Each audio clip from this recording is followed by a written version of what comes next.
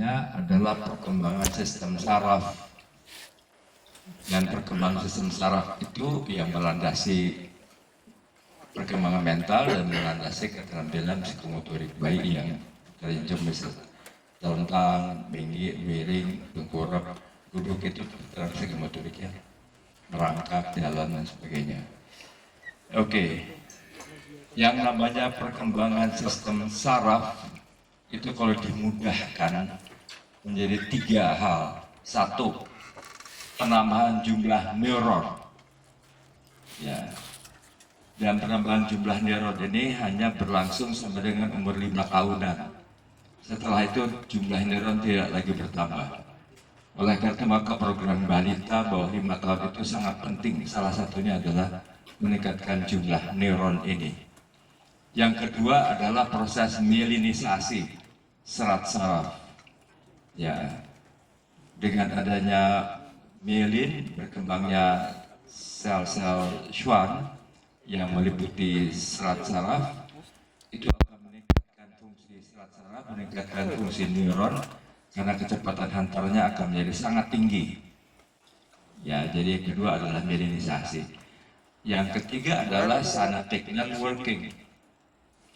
Synaptic networking itu adalah hubungan antara satu neuron dengan neuron berikutnya. Kita tahu bahwa satu neuron itu akan bersinap dengan sekian banyak neuron posinapnya. Dan dia sendiri pun menerima sinap dari sekian banyak neuron presinaptiknya. Itu namanya synaptic networking. Nah, kalau terjadi perkembangan sistem saraf yang bagus begitu, itu namanya sinapsnya makin banyak. Sinaps antara satu neuron dengan neuron berikutnya makin banyak. Kalau di neuron-neuron di sistem saraf pusat di otak itu di daerah dendritic zone, di dendritnya dan di somanya itu ada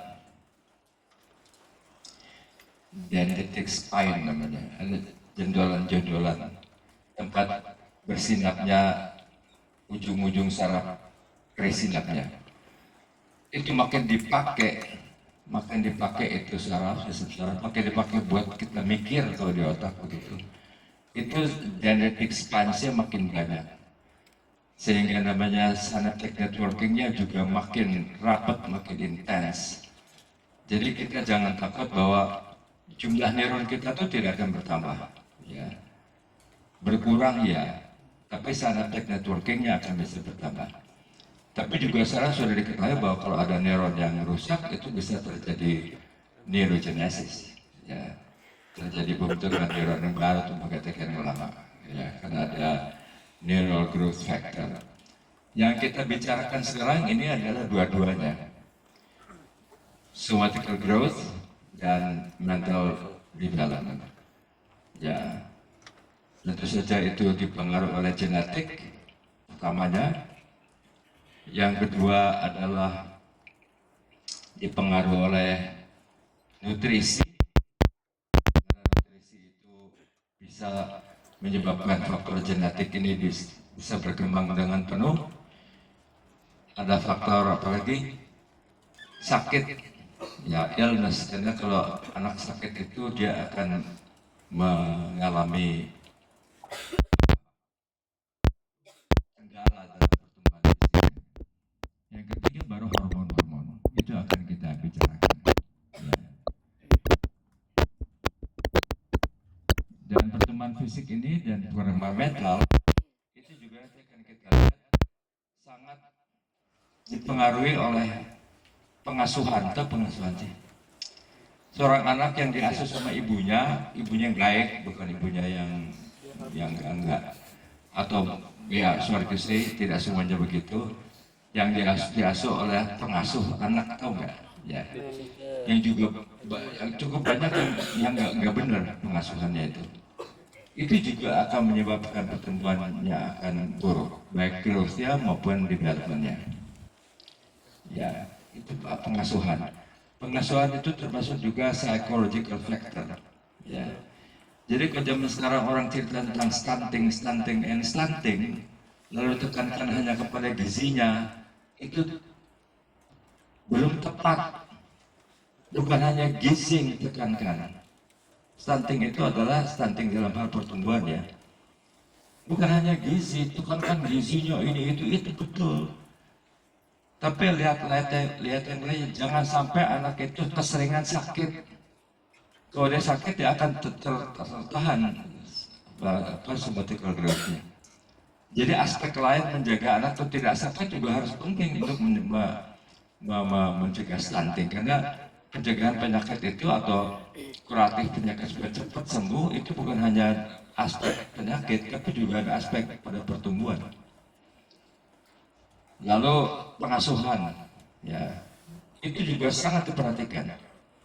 Dan pengasuhan anak di negara kita yang penduduknya begitu banyak itu kan sangat beragam. Ada ibunya kerja, ada yang gimana, ada anak yang dibawa kerja segala macam. Itu pengasuhannya macam-macam. Di dalamnya ada psychological factor. Orang banyak ngeluh anak sini susah makan, iya.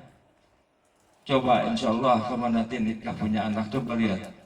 Kasih makan anak itu susah loh. Ya kalau masih breastfeeding ya lebih mudah relatively. Kamu tinggal sediakan your breast insya Allah banyak asinya udah. Tapi kalau breastfeeding sudah selesai, mesti ada makanan tambahan, kali itu ada kesulitan. Di situ ada kesulitan, ada masalah si yang memberi makan ini sabar apa enggak, ya. Itu kesulitan makan juga akan bisa menimbulkan masalah pertumbuhan. Itu lead to stunting juga. Kalau kita cerita stunting, jangan hanya menekankan gizi, bukan. Gizi pupuk juga beragam lagi. Ya, gizi seimbang. Tanya Dokter Witri, tanya Dokter Francisca.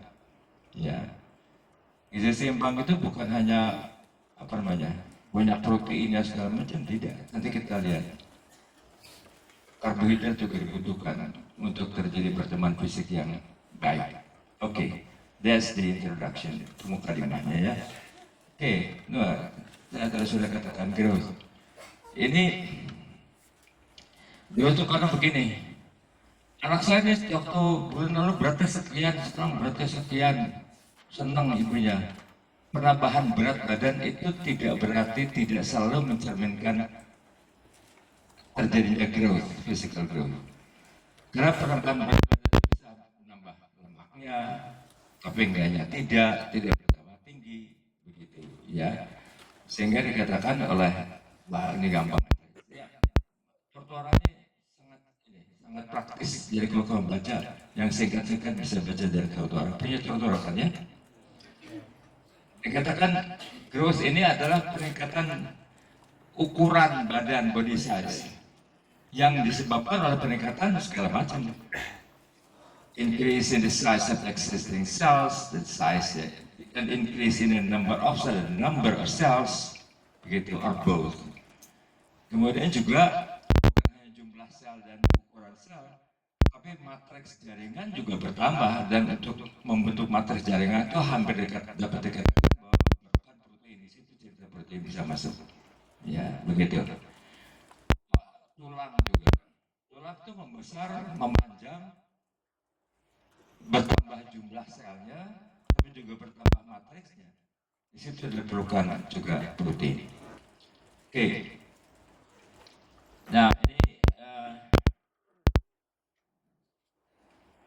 nanti kita latihan dari hormon, begitu ya. Ini diperlukan dua-duanya. Tapi lebih tampak peranannya adalah pada postnatal growth.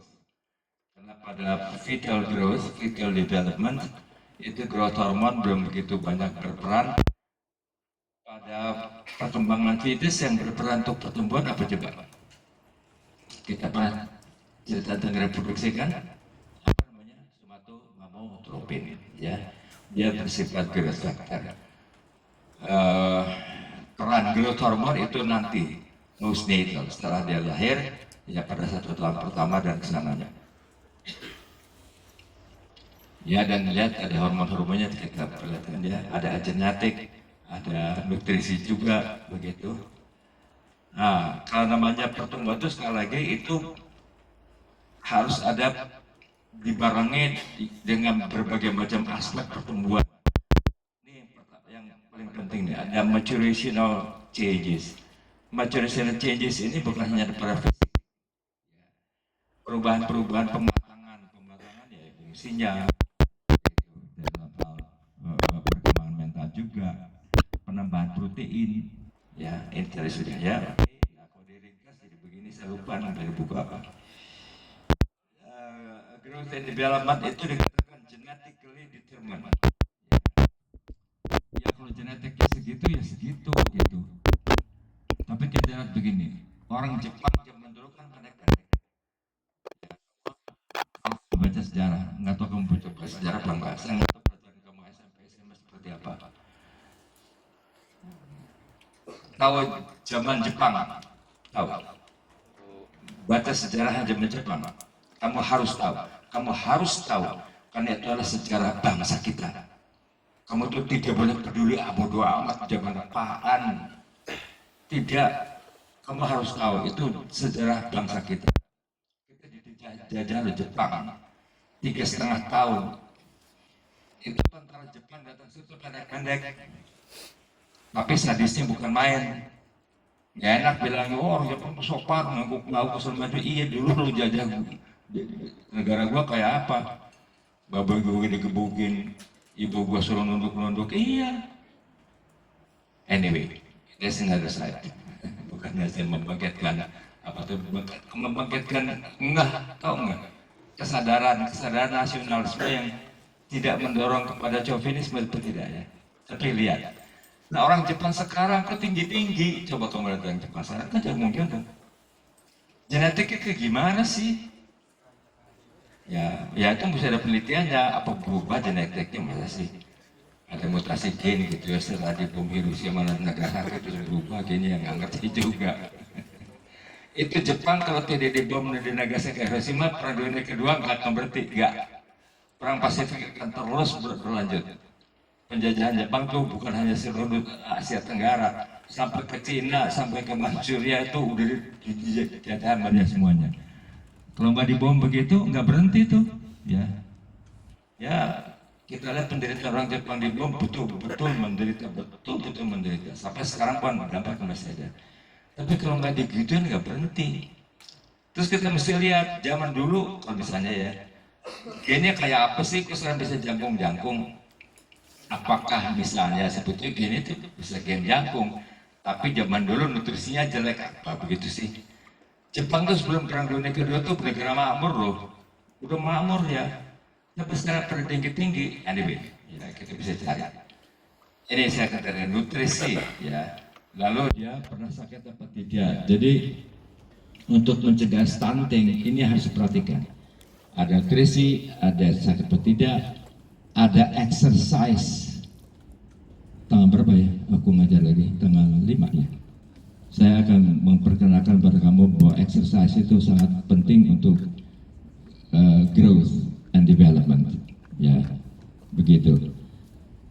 Nah ini baru hormon, ada growth hormone dengan teman-temannya somatomedin atau insulin-like growth factors ya. Kalau somatomedin C itu IGF-1. Ada hormon thyroid, ada hormon seks, ada hormon-hormon, ini kamu udah tahu ya, waktu itu adalah parat hormon, kalsitriol dan kalsitonin, ya, gitu. Nanti kita ini orang beribadah banyak nih. Ini growth hormone, efek tidak langsungnya dalam pertumbuhan kan lewat somatomedin, ya. Itu yang mana sih? Apakah growth hormone meningkatkan jumlah sel langsung atau mesti lewat somatomedin? Itu berbagai macam pendapat begitu, ya. Terus yang menghasilkan somatomedin IGF-1 itu mana aja, sel mana aja, ya. Dari berbagai macam sumber, macam-macam. Saya tidak akan bacakan atau sampaikan semua, saya berikan aja, kamu bisa baca sendiri nanti ya, begitu. Nah pada manusia dewasa itu yang lebih berperan adalah IGF-1, ya. IGF-2 itu perannya hanya sedikit. Waktu fetus, waktu janin, di IGF-2 yang berperan dengan somatomamotropin, ya. Pada dewasa IGF-1. Ini thyroid hormon ini adalah tadi saya katakan namanya perkembangan mental atau mental development itu dasarnya perkembangan sistem saraf. Hormon-hormon kelenjar tiroid itu sangat penting untuk terjadinya perkembangan sistem saraf, ya, mielinisasi, synaptic networking, penambahan jumlah sel saraf itu sangat penting, didukung oleh hormon-hormon kelenjar tiroid. Sehingga hormon-hormon kelenjar tiroid ini penting dalam mental development and psychomotoric skill development. Tapi ternyata hormon-hormon kelenjar tiroid ini dibutuhkan, dikatakan ini kecukupan sekresi hormon-hormon kelenjar tiroid itu dibutuhkan untuk kecukupan sekresi growth hormone. Nah, di situ dia main. Yang kedua, kecukupan hormon-hormon T3, T4 juga dibutuhkan untuk terjadinya efek growth hormone yang sempurna. Growth hormone gimana sih? Dia utamanya kan meningkatkan sintesis IGF-1 ini di sel hati. Itu juga sangat dipengaruhi hormon-hormon tiroid. Jadi kalau kita lihat hormon-hormon tiroid ini bukan hanya dia berperan dan berfungsi penting dalam hal mental development, tapi juga terhadap pertumbuhan fisik. Karena itu tadi growth hormone hormon-hormon T3 dan 4 dibutuhkan untuk kecukupan sekresi growth hormone. 1, 2 dibutuhkan untuk efisiensi efektivitas kerja growth hormone, yaitu meningkatkan sintesis IGF-1.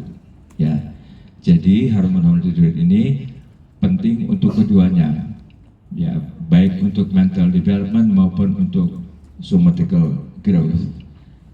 Kalau gonadal sex nanti kita lihat ini penting dalam pubertal growth spurt, pertumbuhan cepat pada waktu pubertas, ya. Nanti kita lihat dalam tulang. Saya ingatkan lagi tentang tulang sedikit, ya, bahwa hormon-hormon seks itu estrogen, progesteron itu akan mendorong terjadinya keluaran tulang, bone forming, dan mencegah bone resorption. Saya perlihatkan lagi nanti gambarnya sebentar.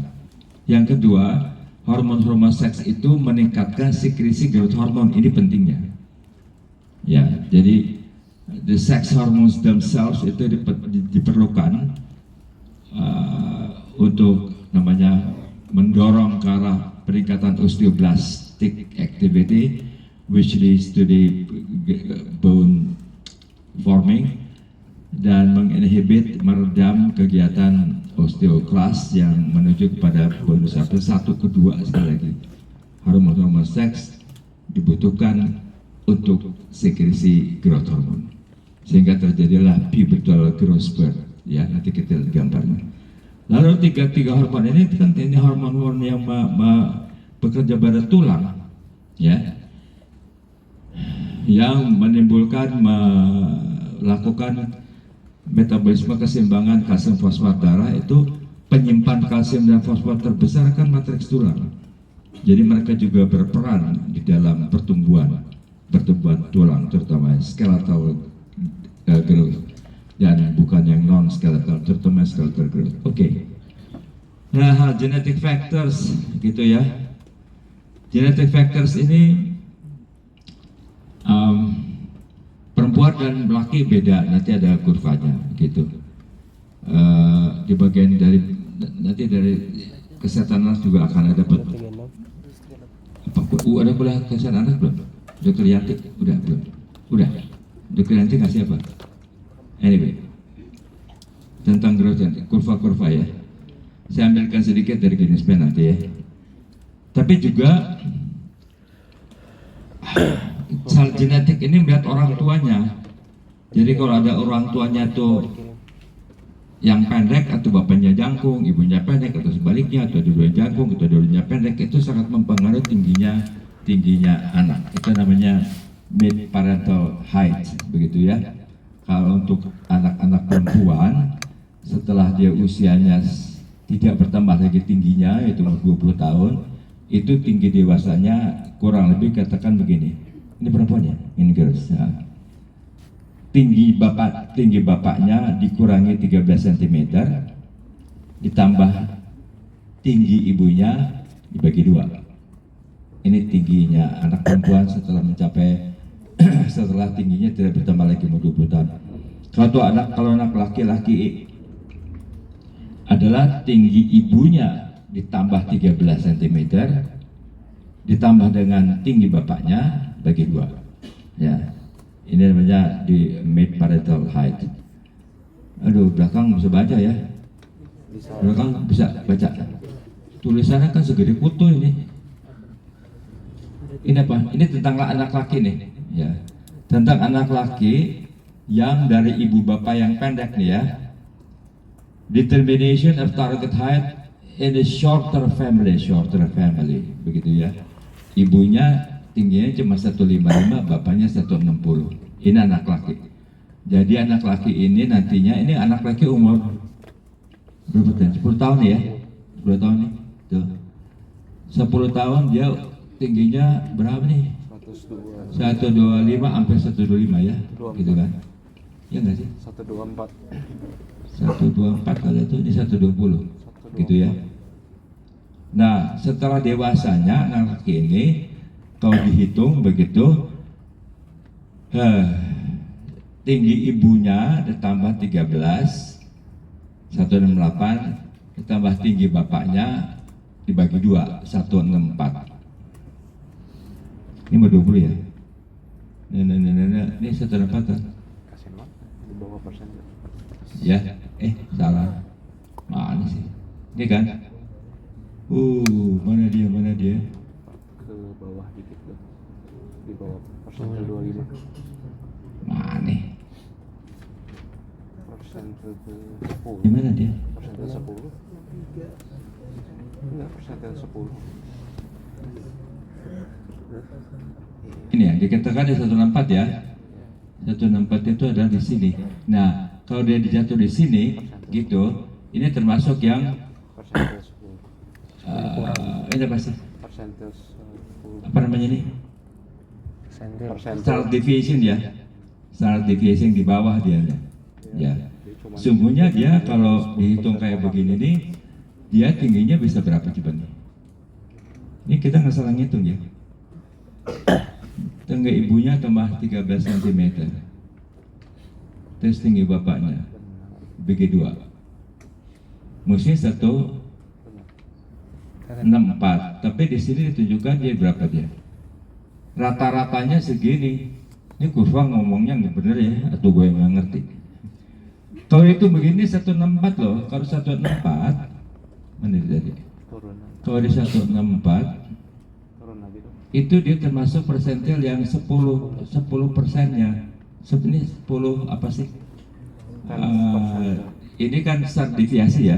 Dia bisa di sini, bisa di rata-rata. Dia termasuk yang standar deviasi yang di bawah. Kalau untuk dia dari keluarga yang tinggi gitu, mana dia? Alip-alip. 182. Ini benar 182. 82 Itu 182 masuknya di sini ya. 75. Gitu. Dia termasuk persentil yang di atas. Gitu ya. lu bisa di zoom cocok. Oke, anyway, ini menunjukkan, saya ambil dari Greenspan ya. Coba kamu belajar lagi. Menunjukkan adanya pengaruh dari ibu dan bapaknya. Dan ternyata pengaruh parental ini bukan hanya dari ibu bapak. Kakek neneknya juga bisa loh. Ya, jadi misalnya kakeknya dari pihak bapaknya. Itu normal ya. Tapi neneknya dari pihak bapaknya itu pendek. Ya. Terus bapaknya dia normal. Normal itu nggak tinggi tapi nggak pendek ya. Ibunya juga normal, tapi dia bisa dapat pendeknya. Ya, anak pertama, anak kedua jangkung gitu ya. Jadi itu bergantung persentil ininya loh. Walaupun bapak ibunya tuh sama, tapi anak pertama, anak kedua, anak ketiga bisa beda-beda. Dia termasuk ke persentil yang mana? Ini adalah standar deviasinya. Ini mean-nya. Standar deviasinya itu sangat lebar, tapi tidak akan lebih dari sini, tidak akan kurang dari sini, gitu ya. Nah, faktor nutrisi. Faktor nutrisi ini kalau kita lihat bahwa kan dikatakan penting protein, tapi ternyata bukan hanya protein, juga dibutuhkan karbohidrat. Karena kalau tidak ada karbohidrat cukup, maka protein yang dimakan itu akan habis dipakai untuk memperoleh ATP. Akan terjadi banyak protein breakdown gitu ya. Jadi jangan supaya dia badannya tumbuh gede musuh banyak protein, tapi kalau tidak ditunjang oleh karbohidrat juga nggak akan benar. Dia tetap harus ada karbohidrat, maka disebut sebagai gizi seimbang. Nah, kalau nutrisi di slide ini dikatakan gini, kalau anak kurang nutrisinya jelek, kapan sih dia kekurangan nutrisi jelek? Kalau dia sudah masuk ke dalam pubertal growth spurt, udah mulai set begitu ya, terus nutrisinya jelek, itu tidak begitu berpengaruh. Tapi kalau nutrisinya jelek itu ketika dia masih di bawah umur pubertas, itu akan lebih besar pengaruhnya daripada kalau nutrisi buruk itu terjadi setelah sudah masuk ke dalam periode pubertal growth spurt. Ini disease tadi udah ya, begitu. Karena dengan disease itu juga akan banyak protein dan karbohidrat. ATP dari karbohidrat energi banyak dipakai. Kalau ada banyak kuman kena juga, virus juga, ya akan terpakai oleh patogen yang menginfeksi itu. Juga terjadi kerusakan jaringan, kerusakan protein. Protein banyak dibutuhkan untuk membentuk imunoglobulin kalau pada penyakit, sehingga yang namanya protein dibutuhkan untuk pertumbuhan juga akan berkurang, ya begitu. Tapi kalau dia udah setelah dia sembuh, nanti saya akan perlihatkan dia akan mengalami catching up, ya akan tadinya dia berhenti, tapi setelah dia sembuh dia akan naik lagi pada rate of growth-nya. Gitu, ini chronic disease. Ada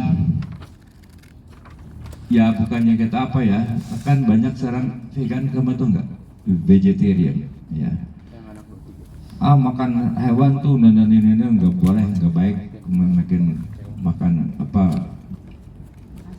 vegetables saja. Itu juga bukan menu seimbang, itu tidak baik. Kalau menu vegan ini diterapkan pada anak-anak sedang tumbuh, itu pertumbuhan juga akan buruk. Ya, jadi sekali lagi katakan untuk mencegah stunting itu tetap harus diperhatikan menu seimbangnya. Ya, jangan terlalu banyak protein, bukan vegetarian, tapi betul-betul menu seimbang. Nah ini juga mempengaruhi ternyata. Kalau makanan yang betul-betul rendah lemak gitu ya, nggak boleh makan lemak, itu juga tidak baik karena akan terjadi defisiensi berbagai macam vitamin yang larut dalam lemak. Jadi harus ada imbangnya, nggak boleh lemak begitu. Atau nggak boleh berkolesterol, orang ribut lagi telur banyak kolesterol apa enggak. Ya kolesterol harus dipertahankan dalam batas normal, karena kalau orang tidak punya kolesterol sangat rendah gitu, orang itu bisa mati atau dia akan sangat terganggu fungsinya. Kenapa? Karena hormon-hormon steroid itu dibuatnya dari kolesterol. Hormon-hormon korteks adrenal, aldosteron, kortisol, seks hormon dari zona reticularis, korteks adrenal, dan juga hormon gonad, itu semuanya hormon steroid dibikinnya dari kolesterol. Ya. Oke. Ini tadi ya, starvation juga pasti akan pengaruh. Ini tadi sudah saya cerita psikologiknya begitu. Kalau misalnya dia dilahirkan hidup dalam keluarga yang ibu bapaknya bertengkar terus, ribut begitu ya, pengasuhan yang buruk, ibunya sering pergi, bapaknya juga sering pergi juga. Meskipun disediakan makanan di rumah, itu juga akan mempengaruhi tumbuh kembang, gitu ya. Itu psychological factor. Nah ini catch up. Kalau misalnya dia sakit, tuh ya, ini tadi normal. Ini umur berapa nih? Umur 5 tahun dia sakit berat, lama, kronis sampai umur 8 tahun, 7 tahun. Ini selama 2 tahun ini dia berhenti pertumbuhannya, ya. Tapi setelah dia sembuh, dia akan kembali lagi masuk dalam kurva ini. Tuh, dia nggak melanjutkan tapi dia naik lagi. Ini namanya catch up growth. Jadi bisa dia what is catch up? Mengejar gitu ya, mengejar ketertinggalannya. Tuh. Kecap. Oke, itu namanya growth period begitu ya. Ada 2 kali pertumbuhan cepat yang terjadi waktu pubertas, waktu neonatus yang disebut sebagai neonatal growth spurt. Sedangkan growth spurt yang kedua adalah pada waktu pubertas disebut sebagai pubertal growth spurt. Tuh, nih, ya. Sekarang ini adalah growth rate ya, pertambahan tinggi badan. Sekarang kalau kita mikir begini,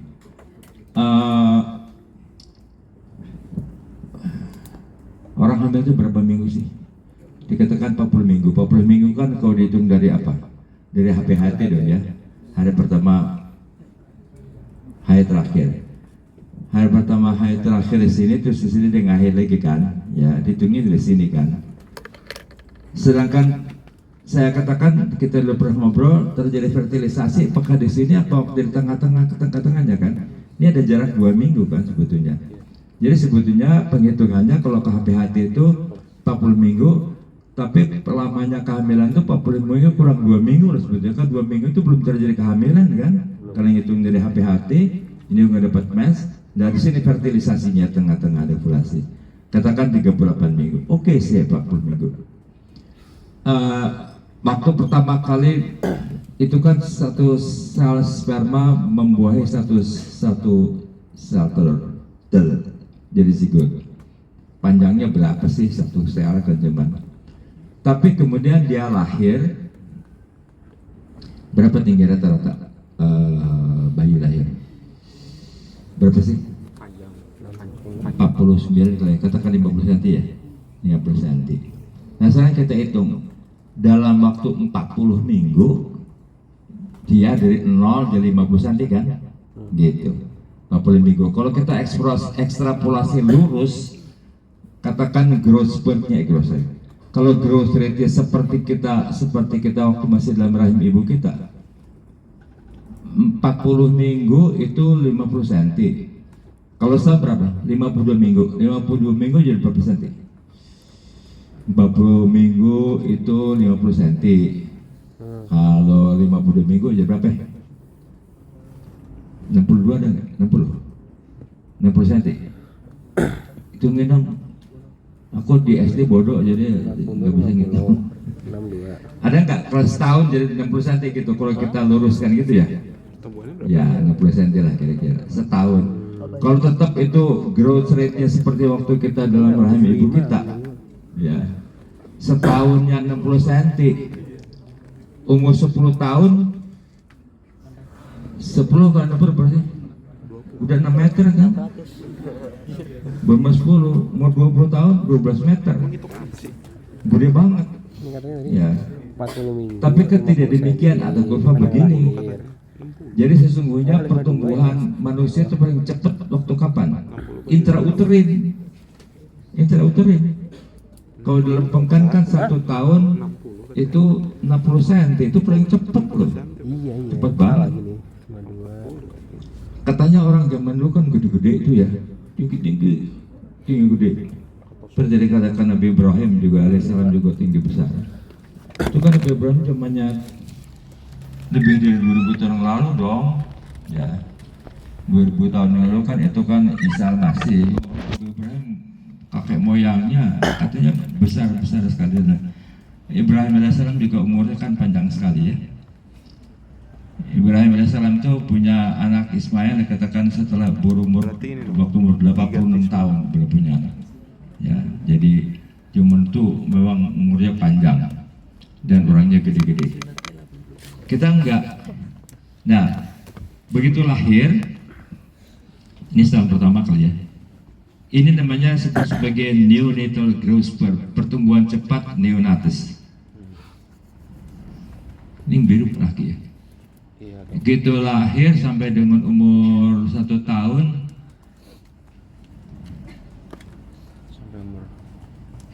height gain-nya berapa nih? 25 cm ini per tahun ya, per year kan? Iya, Ya, per tahun. Tapi sampai umur setahun, umur 2 tahun turun itu pertambahan cepatnya tinggal 15. 10,2 cm per tahun.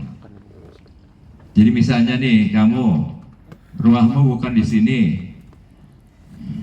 di kampungmu atau di mana lah, pokoknya masih di Indonesia gitu. Kampung paling jauh di mana sih? Papua, Dari sini? Papua. Papua ya. Ada yang dari Papua? Ada Siapa dari Papua? Nopal. Kamu kalau pulang berapa jam sih? Eh? Dari mana? Dari sini pakai satu orang pesawat terbang 4 jam. Lagi kapal. 4 jam. Naik jet. Oke. 4 jam ya. Ini dok Jerman. Biasanya tuh flightnya berangkatnya malam ya? 12 jam. Jam 11 atau jam 12 sih? Jam 12 ya. Jam 12 dari Jakarta 4 jam sampai sana jam 4 pagi, jam 4 paginya sini. Di sana tuh udah pukul 6 pagi. Jadi jam 12 malam sini sampai sana jam 6 pagi. Ya, jam 4 pagi sini. Ya. Jauh sekali. Kamu dari sana, terus sekolah di sini. Tahun pertama nggak bisa pulang karena nggak punya duit.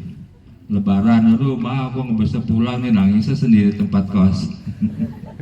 Ke teman-teman yang senasib nggak bisa pulang. Waktu kamu berangkat sini, adikmu paling kecil tuh baru lahir.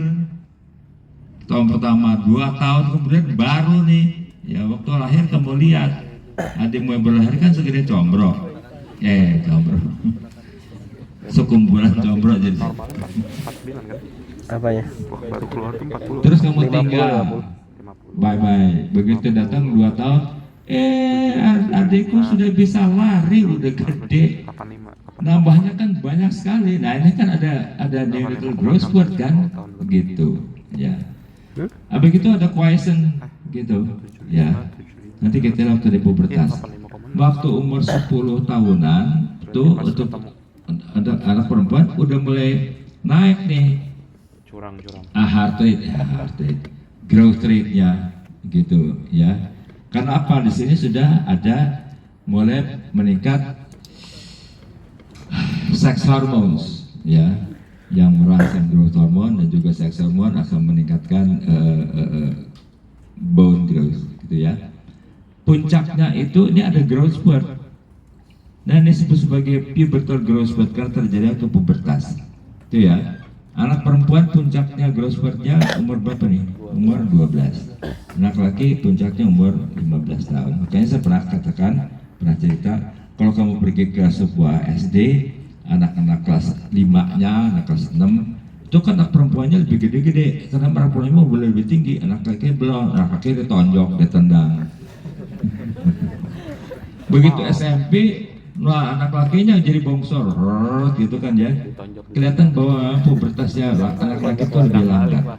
Tapi puncak growth spurtnya itu pertumbuhannya lebih tinggi. Puncak growth spurt perempuan berapa nih? 10 cm kali ya per tahun. Anak laki 10,2. 9. Bisa baca. ini 10,2 lah. Ini 10,2 ya? Iya. Ya lebih tinggi lah begitu. Makanya laki itu lebih tinggi semuanya. Nah anak perempuan itu akan berhenti pertumbuhan tingginya pada umur 20 tahun. Kalau anak laki ini 20 tahun bisa jalan tuh, ya umur 21 lah, 21, 22 banyak kali ya. Tapi nambahnya juga cuma dikit nih, kalau umur 20 tahun, nambahnya berapa sih lo? 0, lumayan lah pada enggak. Kamu umuran berapa sih sekarang nih? Oke. 75. Terus kamu yang perempuan, ya aku 20 tahun udah berhenti. Aku nggak tinggi, gimana nih cari jodoh? Jangan takut. Insya Allah ada yang naksiri ya beneran. Biarpun nggak tinggi. Aku tinggi nih, banyak yang naksir. Tiba-tiba aku susah jodoh, biarpun gede, tinggi. Anyway, jodoh tangan Tuhan. Nah, udah ya, growth spirit. Lihat ya. Estrogen dan androgen itu meningkatkan sekresi growth hormone. dengan meningkatnya sekresi growth hormone, kan growth hormone akan merangsang sel-sel hati terutama untuk mensekresikan IGF-1 ya, sehingga terjadi pertumbuhan fisik gitu ya. Dan sesungguhnya IGF-1 dibentuk bukan hanya di hati, di kartilagus segala macam, juga sel-sel osteoblast, sel-sel konvolusit juga bisa mensintesis IGF-1, tapi utamanya itu dari sel-sel hati ya. Jadi begitu timbul pubertas ya, ada dia nih ya, selain mereka juga tadi saya katakan bekerja di sel-sel tulang, tapi mereka juga akan menaikkan sekresi growth hormone yang akan meningkatkan IGF-1 itu ya.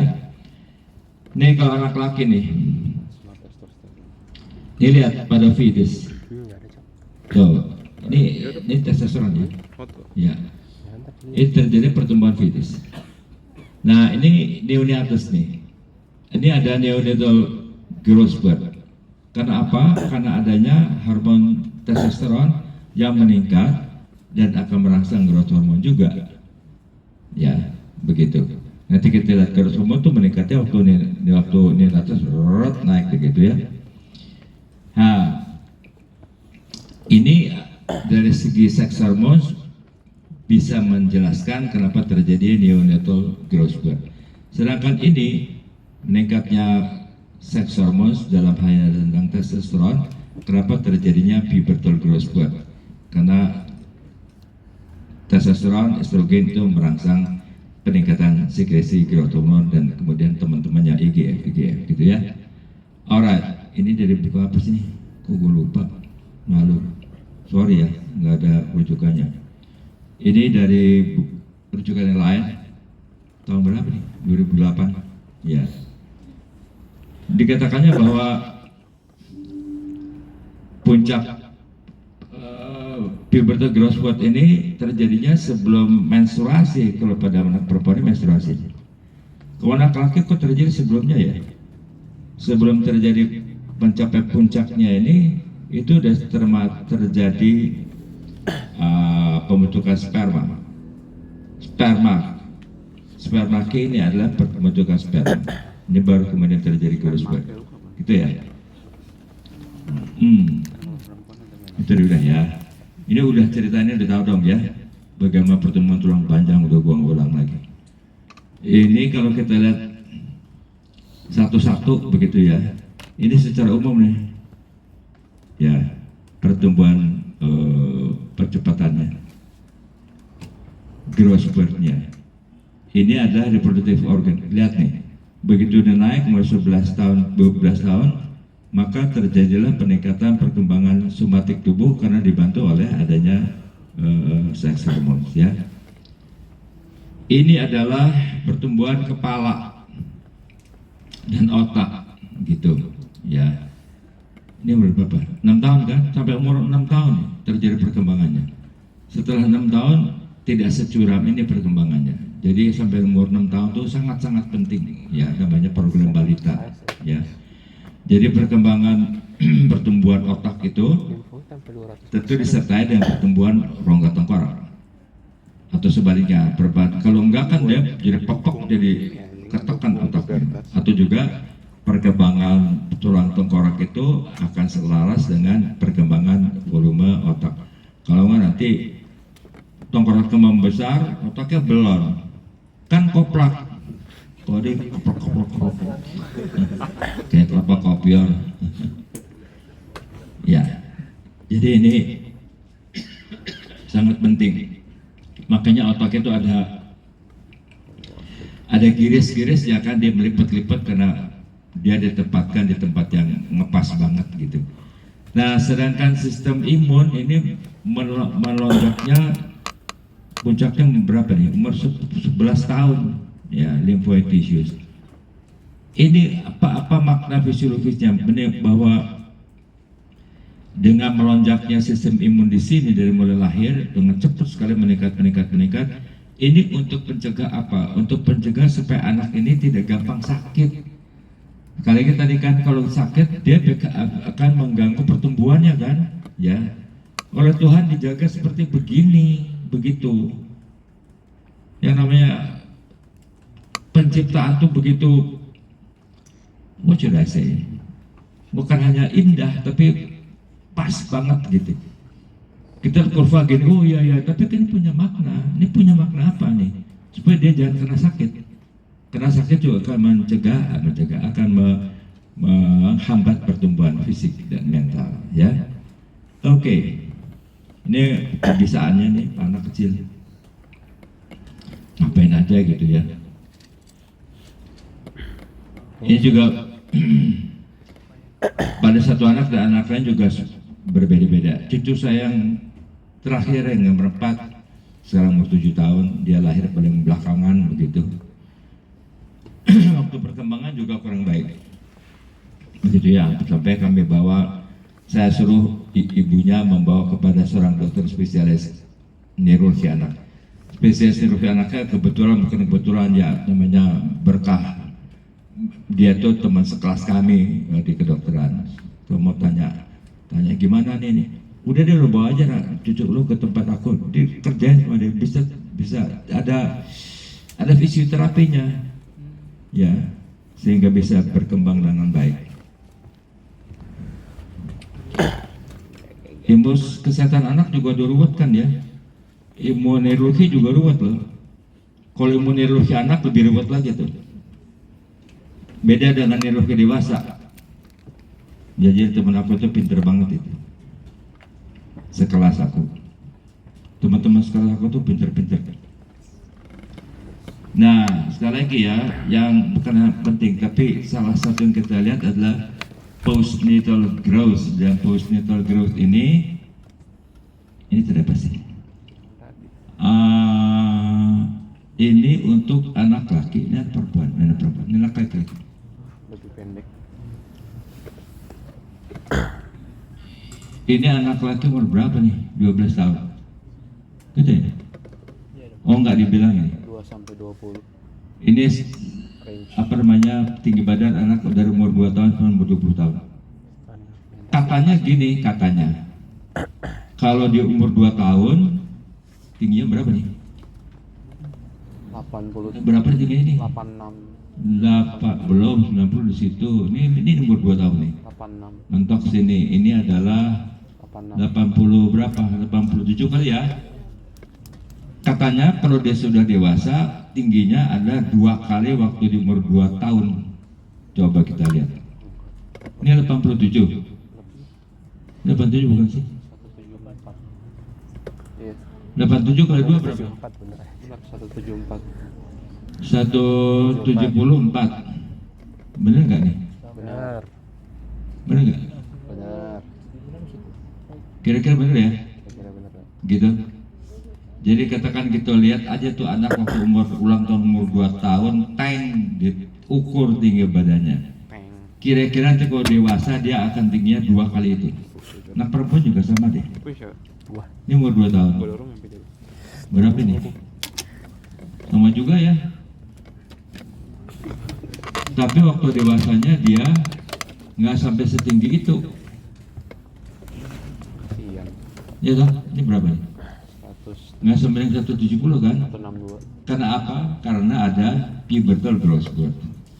Pada pubertal growth spurt itu pertumbuhan cepat pada waktu pubertas, yang pada anak laki growth rate-nya lebih tinggi daripada growth rate-nya anak perempuan waktu pubertal growth spurt. Sehingga anak laki itu lebih tinggi pada usia dewasanya daripada anak perempuan, walaupun ketika umur 2 tahunnya sama tingginya.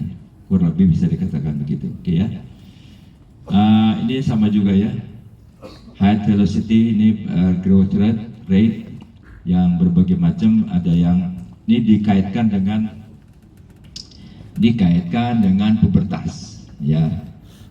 Kalau pubertasnya itu gini, yang namanya estrogen, kita bilang estrogen aja ya. Estrogen itu kan seperti kamu tahu, begitu dia masuk pubertas, estrogennya naik, dia akan meningkatkan sekresi growth hormone gitu ya, dan dia akan melakukan growth bone forming lewat osteoblast, invasi tulang masuk ke dalam kartilago lempeng epifisis makin cepat gitu ya. Tapi akhirnya lempeng epifisisnya habis kan, masih ingat nggak sih lo? Ingat ya, lempeng epifisis habis kan, berhenti. Jadi namanya hormon-hormon seks itu akan meningkatkan pertumbuhan dengan cepat pada saat pubertal growth spurt, tapi juga akan mempercepat berhentinya pertumbuhan, berhentinya tinggi badan. Ya. Sekarang kalau seorang yang nanti kita cerita di pubertas prekoksia, seorang anak yang pubertasnya tuh lebih dini, growth spurtnya mana nih? Ini earlier, yang hijau nih. Nih lihat, dia mulai apa namanya pubertasnya lebih cepat daripada yang ini, gitu ya.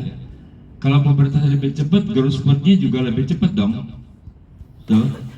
Ya, dibanding sama ini growth spurtnya puncaknya umur segini, ini segini, ya. Ini yang later. Tapi kalau lebih cepat, maka juga lebih cepat berhentinya. Growth spurtnya katakan saja bisa meningkatkan sama, baik yang earlier pubertasnya, yang average maupun yang later. Tapi namanya pertumbuhan cepat pada waktu pubertas itu terjadi kalau pada yang pubertas yang earlier itu di atas on top of tinggi badan yang belum begitu tinggi, kan? Ngerti? Ya apa enggak? Ya kalau kita biarkan misalnya pubertasnya lambat, dia belum, kalau pubertasnya lambat dia numbuh tambah tinggi nggak? Tambah tinggi, kan ada growth hormone. Begitu dia pubertas begitu ya, akan bertambah cepat, dengan cepat bertambah tingginya on top of tulang yang sudah lebih panjang daripada orang yang menarkinya lebih dulu, lebih dini. Jadi orang-orang yang menarki duluan tuh waktu dewasanya tingginya tidak akan setinggi anak-anak yang menarknya lebih lambat. Jadi tinggi badan waktu dewasa itu begitu banyak faktornya. Satu, mid parental height. Dua, cepatnya menarknya. Kemudian juga penyakit dan segala macam. Ya, nanti kita akan bicarakan waktu pubertas. Nih, oke, bone growth ini udah tahu ya. Aku mau saya cerita lagi ya, capek, gue bosan. Faktor-faktor endokrin. Nih lihat. Ini lahir nih, ya. Ini hormon-hormon tiroid ini sudah berfungsi dalam pertumbuhan, masih dalam intrauterin. Ya, intrauterin life itu sudah ada peran dari T3 T4. Gitu ya. Jadi kalau seorang anak itu menderita hypothyroidism, dia akan menderita gangguan pertumbuhan fisik atau pertumbuhan mental. Dua-duanya. Karena namanya hormon tiroid itu diperlukan untuk kecukupan sekresi growth hormone, diperlukan untuk kecukupan pembentukan IGF-1 oleh efek growth hormone. Itu dalam sisi somatical growth. Dalam sisi mental development, sekali lagi T3 T4 dibutuhkan untuk perkembangan sistem saraf, which consists of primarily 1, penambahan jumlah neuron, 2, myelinisasi, 3, synaptic networking, gitu ya. Nah, umur 1 sampai umur 2 growth hormonnya naik nih. Lihat. Ini naiknya gara-gara apa coba? Tadi kita lihat. Pada neonates itu terjadi peningkatan seks hormon kan? Begitu. Itu akan merangsang growth hormone. Tapi peningkatan seks hormon ketika umur 0 sampai 1 tahun itu tidak sampai tingginya, itu tidak sampai menimbulkan pubertas gitu loh. Ya, kalau ketinggian jadi pubertas loh dia. Ya. Tapi cukup untuk merangsang sekresi growth hormone untuk bisa menimbulkan neonatal growth spurt. Lalu ini peran growth hormone barengan dengan tiroid. Tiroid hormon makin turun. Kalau tiroid hormon makin turun, ini hati-hati loh, growth hormone itu pun bisa makin turun. Ya, kita ambil orang tua. Orang waktu masih muda, laki-laki lah lebih gampang kelihatan. Berat badannya, kok berat badan orang laki itu ketika dia muda dibandingkan waktu tua ke waktu tua dia berat badannya lebih gede, ya lebih berat. Keren dong naik berat badannya nanti dulu. Berat badan orang laki-laki tua ini berat badannya naik kenapa? Karena terjadi penumpukan lemak. Sedangkan otot-ototnya masa ototnya mengecil. Kenapa mengecil? Lah growth hormonnya turun. Growth hormon kan seperti ini. Dan growth hormone itu dia punya efek lipolisis, atau lipolisis, melisiskan lemak. Jadi waktu muda itu jaringan lemaknya cuma dikit. Dengan growth hormone yang tinggi, growth hormone itu menimbulkan lipolisis, itu salah satu efek metaboliknya begitu. Sehingga pada orang muda itu jaringan lemaknya tidak banyak, yang banyak adalah proteinnya. Jadi kalau masih muda itu banyak lemaknya gitu, there must be something wrong juga. Kenapa kok masih muda kok lemaknya banyak? Misalnya otot yang banyak, lemaknya kurang. Ya, gitu. Nah, waktu pubertal growth spurt ini akan terjadi peningkatan pertumbuhan karena terjadi peningkatan seks hormon yang sangat meningkat, yang mencolok, yang signifikan, sehingga bisa meningkatkan pertumbuhan. Sekali lagi ya, seks hormon itu meningkatkan sekresi growth hormone. Ya, jadi walaupun tiroksinya mulai turun waktu pubertal growth spurt, ada seks hormone yang meningkatkan growth hormone meskipun tiroksinya mulai turun. Ya, gitu. Oke. Ini udah. Seks hormone tadi udah nih, tuh ya. Nah, hormon-hormon pada hormon-hormon lain. Ini masih ingat dong ya? Ingat gak? Iya, kan gue udah kasih tahu. Lihat nih, seks hormon. Dia mencegah pembentukan rank ligand yang dihasilkan oleh osteoblastic precursor cells dan oleh osteoblast mateng. Ya. Sel-sel osteoblastic precursor cell osteoblast ini menghasilkan rank ligand dirangsang oleh parathormon dan kalsitriol. Masih ingat ya? Gitu. Sehingga kalau parathormon dan kalsitriol ini ujung-ujungnya adalah mendorong meningkatkan bone resorption, karena rank ligand ini akan mendorong menenhance osteoclastogenesis, pembentukan osteoclast. Ya, osteoclast matangnya lebih banyak dan juga rank ligand merangsang aktivitas osteoclast sehingga menuju pada bone resorption. Kalau ada seks hormon ini ditahan. Dan seks hormon ini sekali lagi dia merangsang sekresi growth hormone, main di osteoblast. Growth hormone di osteoblast ini akan menghasilkan IGF-1. IGF-1-nya akan bekerja di osteoblast, ya, sehingga akan menuju pada bone forming. Selain itu juga IGF-1 ini ada yang dibentuk banyak di mana tadi di sel hati. Ya, siapa yang merangsang sel hati untuk menghasilkan IGF-1? Ya growth hormone juga. Tapi growth hormone itu bukan merangsang sintesis IGF-1 bukan hanya di sel hati, di sel-sel kartilago, di sel-sel tulang. Sel-sel kartilago apa sih? Kondrosit ya. Growth hormone merangsang kondrosit dan merangsang IGF-1. Juga growth hormone merangsang osteoblast untuk menghasilkan IGF-1. Jadi sini orang debat. Sebagian orang mengatakan yang betul-betul meningkatkan somatical growth itu IGF-1 loh. Yang mainnya bekerja pada osteoblast, bekerja pada kondrosit. Growth hormone itu meningkatkan sintesis IGF-1. Tapi juga ada penelitian menunjukkan bahwa growth hormone itu ternyata dia meningkatkan sel-sel osteoblast loh. Growth hormone itu tidak lewat IGF-1, dia meningkatkan jumlah sel-sel yang lain, bukan yang ekstraskeletal. Kalau kita cerita osteoblast, kondrosit itu skeletal apa ekstraskeletal? Skeletal kan ya, tapi ternyata juga growth hormone itu langsung tidak lewat IGF meningkatkan jumlah dan size, ukuran sel-sel yang ekstraskeletal gitu ya. Terbukti pada kalau kelebihan growth hormone pada acromegaly, pada gigantism itu terjadi peningkatan ukuran jaringan-jaringan atau organ-organ yang ekstraskeletal, bukan hanya skeletal. Itu kan kerjanya growth hormone. Jadi kelihatan kalau terjadi excess baru kelihatan, gitu, ya. Oke, ini juga tahu ya. Aku nggak ulangi lagi. Ini adalah parathormon, kalsitriol, dan kalsitonin. Lalu ada prolaktin, ya. Kalau kita ingat pada orang hamil berarti naik gitu ya, tapi tidak terjadi osteoporosis. Alright, ini juga sudah. Nah, growth hormone ini salah satunya adalah dia seperti estrogen. Dia meningkatkan pembentukan OPG. Masih ingat OPG nggak sih? Osteoprotein. Ya, adalah suatu reseptor yang decoy reseptor. Decoy ini pengumpan, dia nangkap siapa, dia menangkap rank ligand.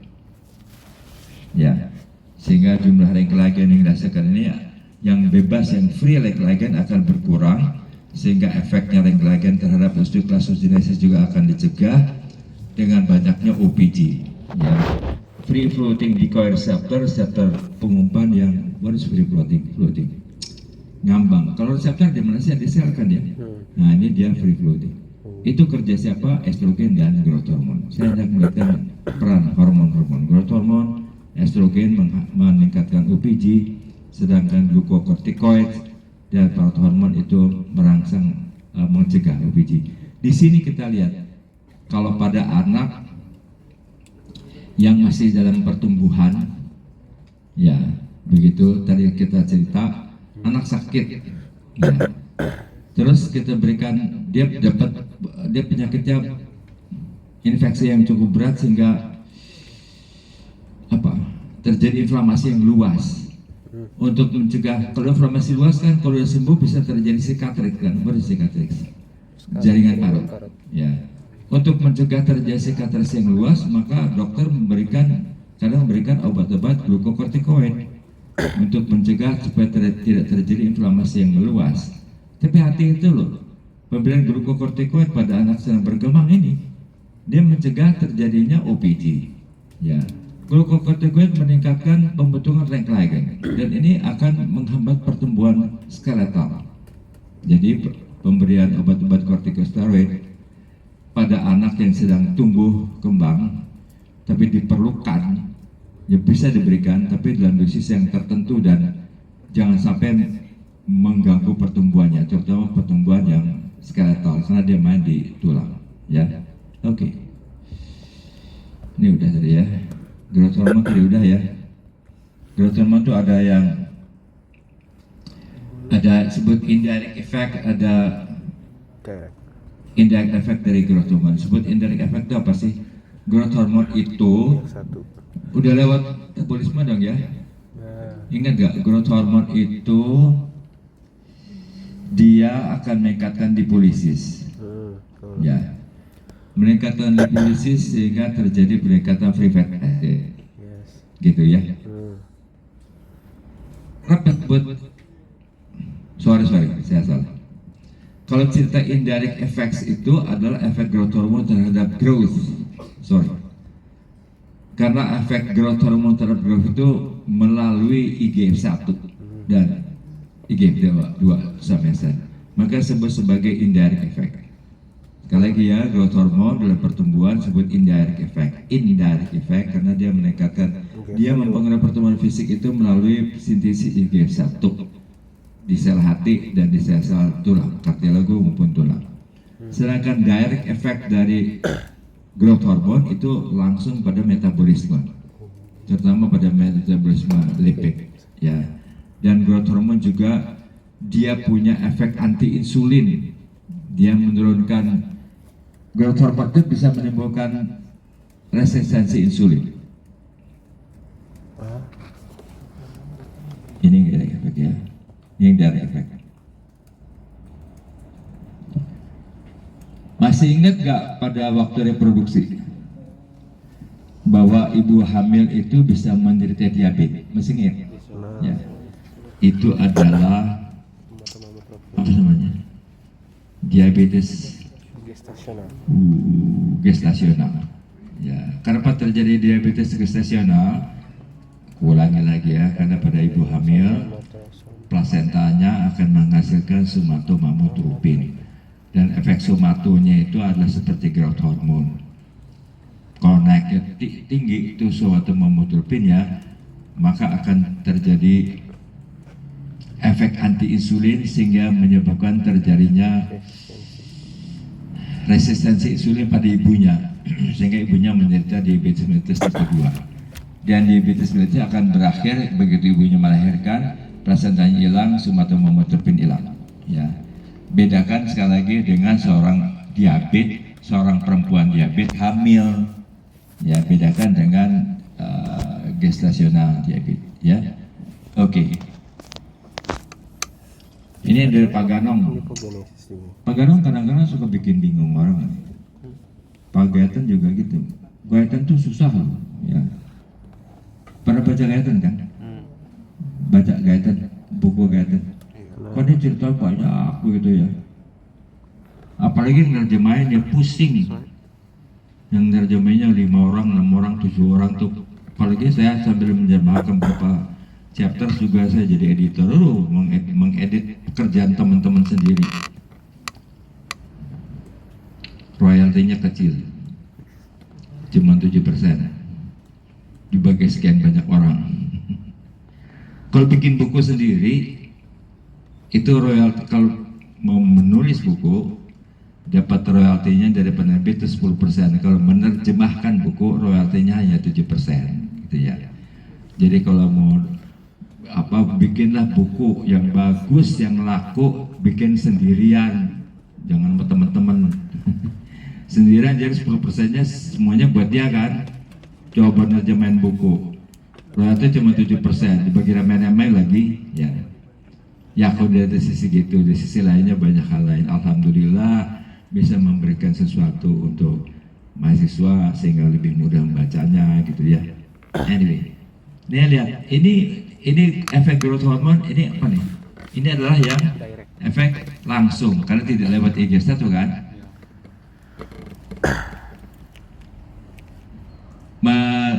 Menurunkan sensitivitas insulin, ini kan meningkatkan resistensi insulin, bisa jadi diabetes. Lipolisis, dia meningkatkan sensitif protein, dia meningkatkan ke pertumbuhan epifisis, gitu ya. Ini tidak langsung. Sama juga tuh tidak langsung, tuh sama dengan ini ya. Insulin-like activity, insulin-like activity ini akan meningkatkan,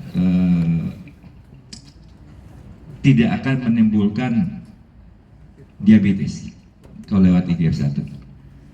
Antilipotik sebaliknya dari sini ya. Protein sintesis sama dengan itu. Epiphyseal growth sama dengan itu. Lihat, IGF-1 ini lebih mendorong untuk pertumbuhan kan. Ada insulin-like activity. Kenapa sih insulin ikut-ikut sertakan? Yang namanya pertumbuhan itu dia membutuhkan sintesis protein yang kuat loh. Insulin itu adalah sebuah hormon yang anabolik terhadap protein. Jadi kalau untuk pertumbuhan jangan cuma ingat growth hormone doang, dia perlu insulin. Ya, untuk sintesis protein. Lalu untuk pertumbuhan pakai IGF-1. IGF-1 itu apa sih? Insulin-like growth factor. Kenapa sebut insulin-like? Karena struktur kimianya mirip banget dengan insulin. Sehingga dia juga meningkatkan sintesis protein seperti insulin. Ya. Jadi dibutuhkan insulin untuk pertumbuhan yang benar, yang baik. Sekarang kita lihat kepada diet tadi ya. Kenapa sih untuk pertumbuhan itu bukan hanya protein aja yang banyak, tapi juga dibutuhkan karbohidrat. Satu, karbohidrat dibutuhkan untuk sebagai penyedia energi gitu ya.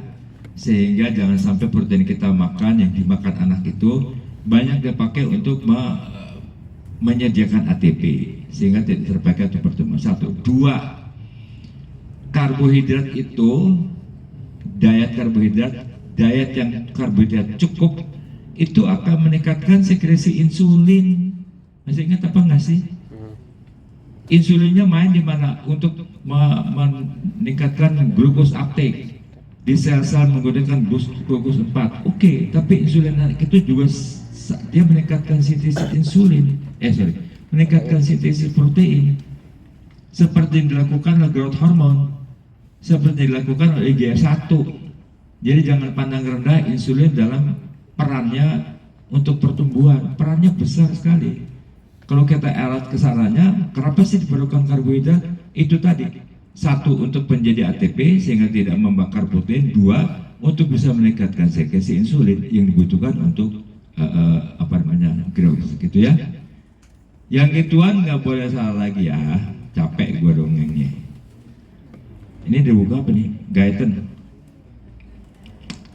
Aduh si Pak Ade Guyton ini kalau cerita panjang lebar. Ini growth hormone, dia main di hati, menghasilkan IGF-1 ya, main kemana dia di otot. Di otot apa? Meningkatkan glucose uptake. Glucose uptake apa sih? Peningkatan asupan. Kenapa IGF-1 meningkatkan glucose uptake? Kenapa? Ayo. Kalau gua ngobrol jangan-jangan keluar suara gue, jangan-jangan enggak.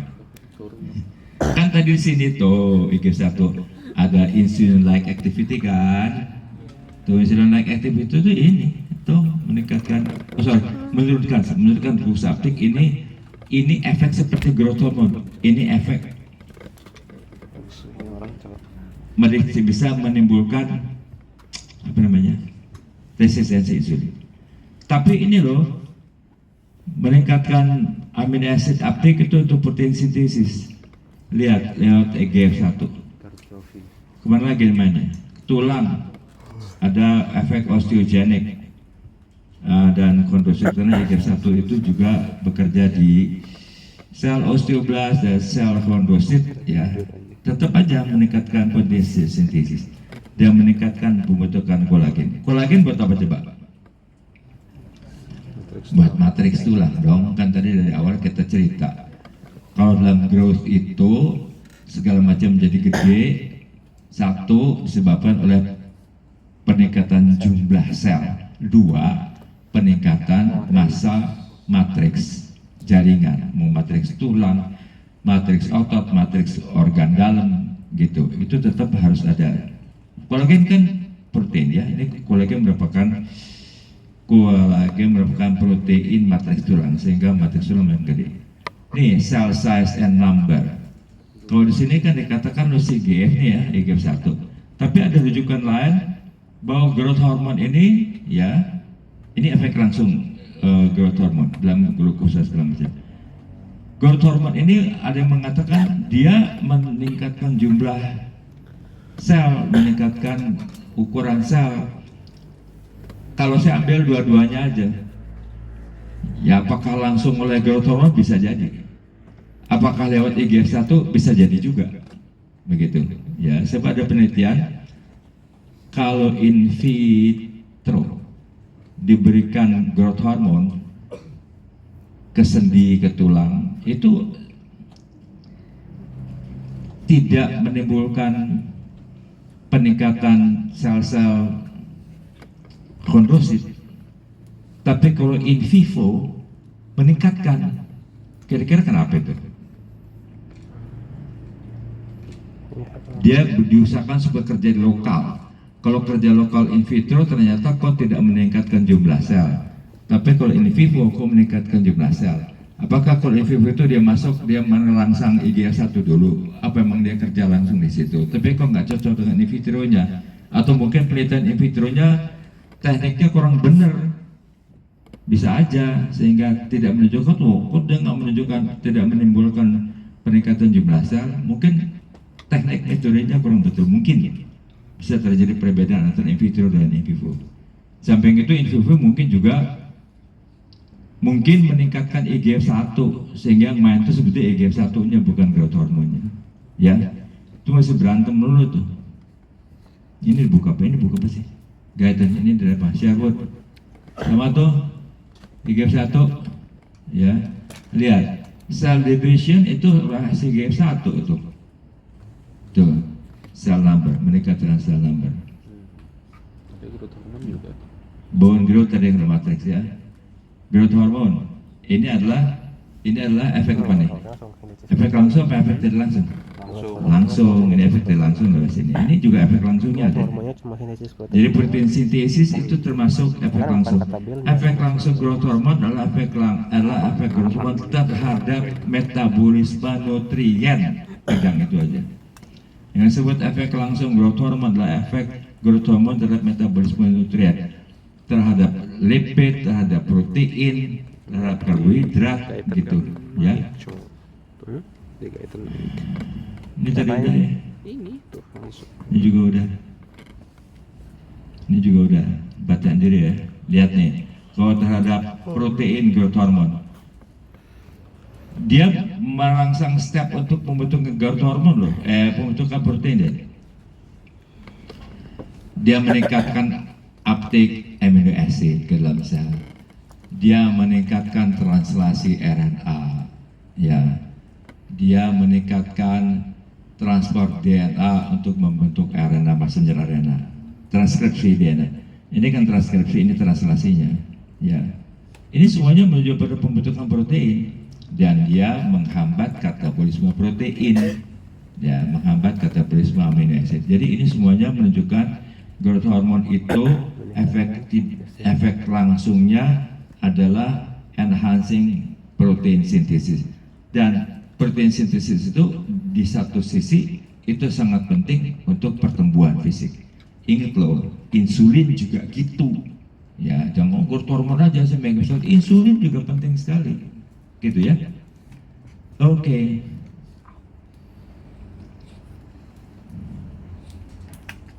Ini udah tadi, ini udah lo baca sendiri aja ya. Ini juga udah baca sendiri. Gue sediain lo baca. Nih perlunya insulin tadi udah ya. Ini juga udah. Nih yang tadi kita diberantemin. Apakah dia, apakah IGF-1? Baca ya. Stimulates cartilage and bone growth. Specific functionnya di IGF dan growth hormone udah. Ini juga IGF tadi ya. Ini udah. Ini juga udah. Regulasinya gampang. Hipotalamus menghasilkan apa? Dalam hal growth hormone ada GHIH, growth hormone inhibiting hormone, ada GHR, growth hormone releasing hormone, ya. Kalau tidak ada rangsang-rangsang yang meningkatkan sekresi GHRH, yang dominan itu apa? GHIH. Ya, growth hormone inhibiting hormone itu bisa dikatakan terus-terusan dihasilkan gitu, ya. Dan GHIH ini akan menghambat sekresi growth hormone oleh adenin hipofisis. Tapi ada beberapa keadaan, beberapa rangsang yang menghentikan GHIH dan merangsang GHRH. Misalnya apa? Lapar, hypoglikemia, ya, stres, exercise, begitu. Itu akan meningkatkan merangsang GHRH, menghambat GHIH, sehingga ujung-ujungnya akan meningkatkan growth hormone. Ya, ingat kalau dalam hal stres segala macam begitu atau kelaparan, itu akan lebih tampak maknanya, makna growth hormone yang indirect, makna growth hormone yang direct. Yang direct. Tapi ingat loh, ternyata itu pun juga punya makna, ya, yaitu olahraga. Olahraga itu kan juga punya makna, bukan hanya yang direct tapi indirectnya terhadap IGF-1. Kamu suka ngeliat anak kecil nggak sih? Kerjanya ngapain, coba lari, sadar barat teriak-teriak segala macam gitu ya. Kalau kucing tuh, kalau orang Sunda bilang kumincir, itu kumincir. Kumincir itu lagi, kalau kamu perhatikan, kalau kamu punya peri kebinatangan atau mamalia, kamu sekarang nggak anak kucing main, waduh bukan main, anak macan, anak orang juga begitu, anak ayam juga begitu, kan suka berantem lari sana kemari. Ngapain sih begitu? Itu adalah exercise mereka tanpa mereka sadari. Wah, orang tuanya ribut, wah nggak boleh diam kamu sini itu. Dibilang salah ya enggak, dibilang benar juga enggak. Karena kalau anak kecil dan tahu lasak tuh wah, sangat aktif gitu ya, bisa membahayakan dirinya sendiri, bisa juga menghabiskan banyak energi sehingga anak tuh begang, kurus. Orang Sunda tuh mengatakan kurus ada 3 loh, ada begeng, ada begang, ada begung. Begeng tuh kurus, begang tuh lebih kurus daripada begeng, begung tuh lebih kurus daripada begang gitu loh. Ya, jadi kayak seperti Jerman ada begang, begung. Itu bahasa Jerman juga begitu. Tapi itu mereka tuh sedang exercising, meningkatkan growth hormone, ya. Orang tuanya marah-marah, Pecicilan. suruh ngikutin gitu ya. Itu ada istilahnya tuh bahasa Sunda. Ada orang Sunda nggak sih? Pikri Banyak. Pikri orang Karawang. Yang banyak orang Abdul. kamu tuh mesti bisa bahasa Jawa loh. Waduh. Karena suatu kali kemungkinan orang bahasa Jawa akan menjadi bahasa nasional. Tapi kamu harus pintar bahasa Sunda juga. Karena ternyata bahasa Sunda kemungkinan nantinya jadi bahasa internasional. Wis. Misalnya di Dundee, di Edinburgh, di Manchester tuh ngomong Sunda bukan ngomong Inggris. Ya. Terus bahasa Inggris dipakai ya di kota-kota kecil Ciamis di Garut, di perapatan Ciamis ngomong Inggris tuh, jadi bahasa lokal. Ya. Tadi gue lagi ngapain sih? Olahraga. Olahraga. Exercise. Pecicilan. Nah kecil. Kan kalau orang Sunda bilangnya begitu ripuh nuturkan budak mah gitu kan. Itu ada arti fisik, ada arti yang tidak fisik. Ngikutin anak kecil tuh susah, dia capek kan olahraga. Tapi ada yang lebih luas gini. Orang dewasa yang kekanak-kanakan dengan keinginan begitu, kepikiran begitu, itu juga ripuh juga, ngikutin apa yang dia mau. Ya, ripuh nuturkan budak makan begitu. Ripuh tau nggak? Nggak bisa. Nggak tahu. Repot. Ribet. Alright. GHR dan lihat SST ini SST apa sih? Somatostatin.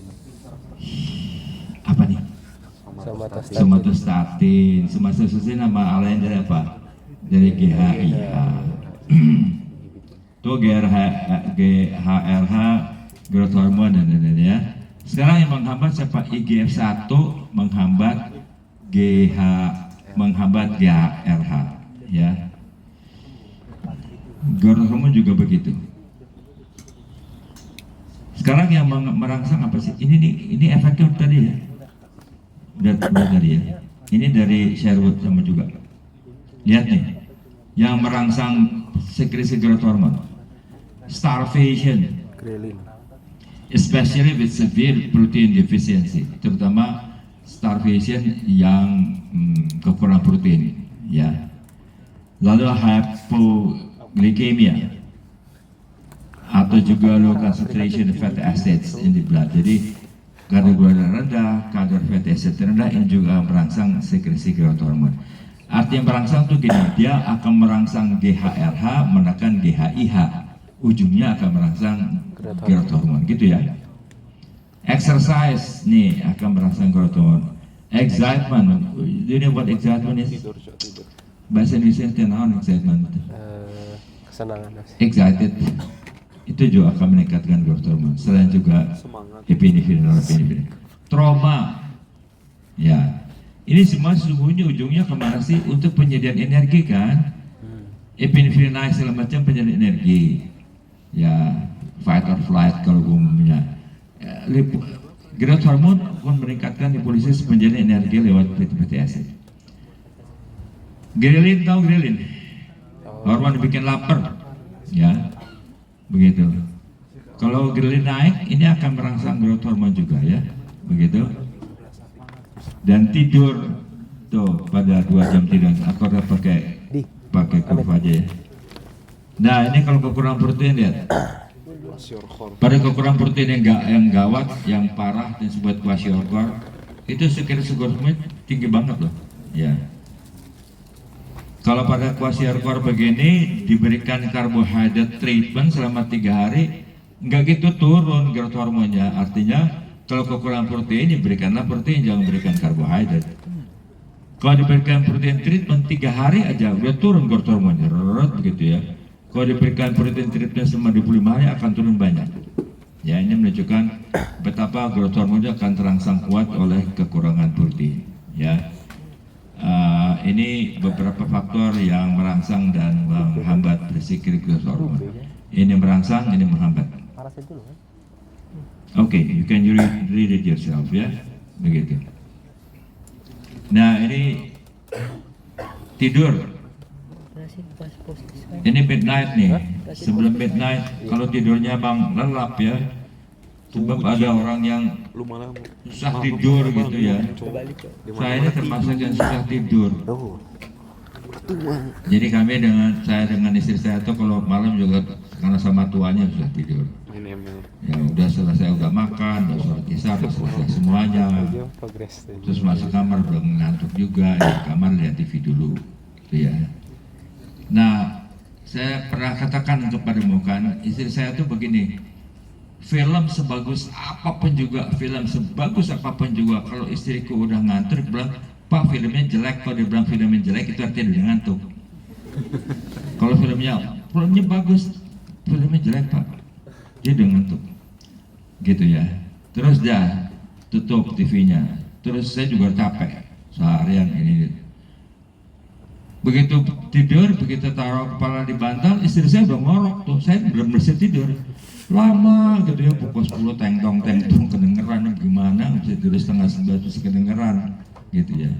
Istri saya lelap betul itu.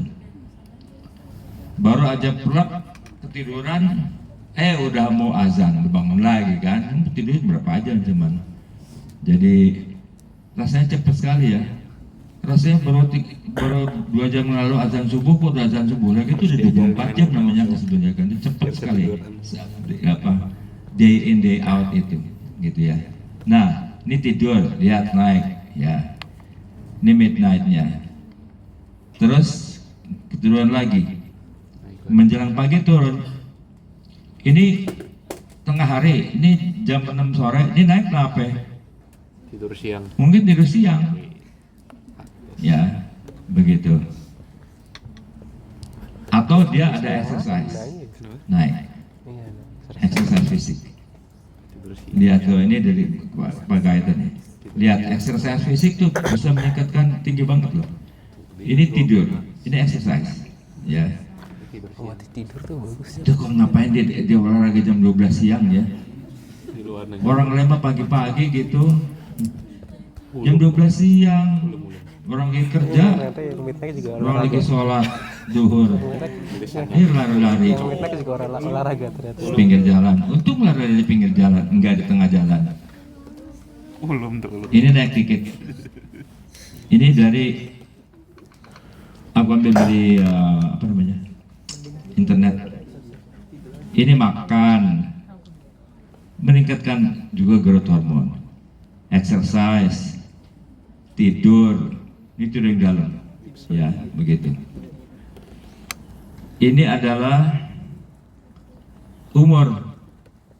Lihat IGF-1 itu meningkatnya, ini kan umur-umur mendekati pubertas ya, 10, 20, 15, 16 itu IGF-1 naik. Gara-gara growth hormonnya naik. Kenapa growth hormonnya naik?